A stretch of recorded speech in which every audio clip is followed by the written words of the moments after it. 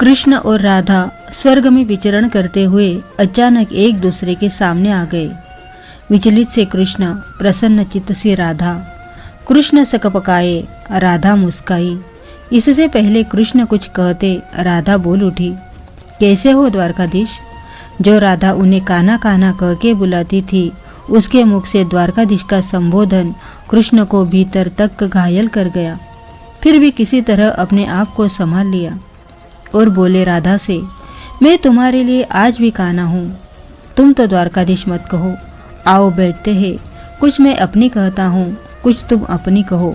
सच कहूँ राधा, जब भी तुम्हारी याद आती थी, इन आंखों से आंसू की बूंदें निकल आती थी। राधा बोली, मेरे साथ ऐसा तो कुछ भी नहीं हुआ। ना तुम्हारी याद आई, ना कोई आंसू बहा, क्योंकि हम तुम्हें कभी भूले ही कहा थे जो तुम याद आते। इन आंखों में सदा तुम ही रहते थे, कहीं आंसुओं के साथ निकल न जाओ, इसलिए रोते भी नहीं थे।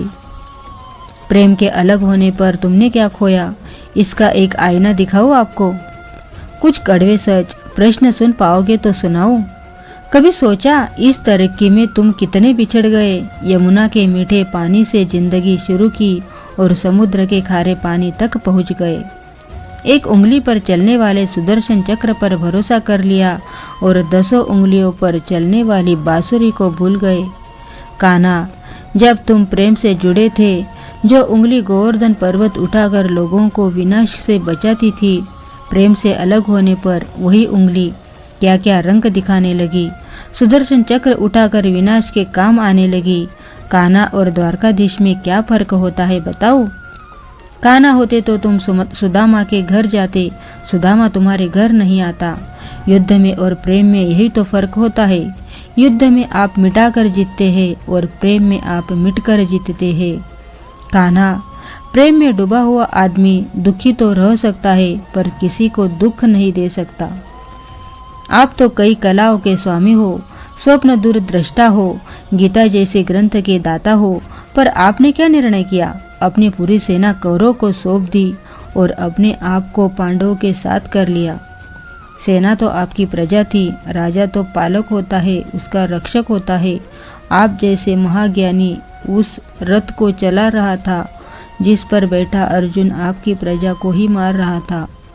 अपनी प्रजा को मरते देख अब आप में करुणा नहीं जगी, क्योंकि आप प्रेम से शून्य हो चुके थे। आज भी धरती पर जाकर देखो, अपनी द्वारकाधीश वाली छवि को ढूंढते रह जाओगे। अपने द्वारकाधीश छवि को ढूंढते रह जाओगे। हर घर हर मंदिर में मेरे साथ ही खड़े नजर आओगे।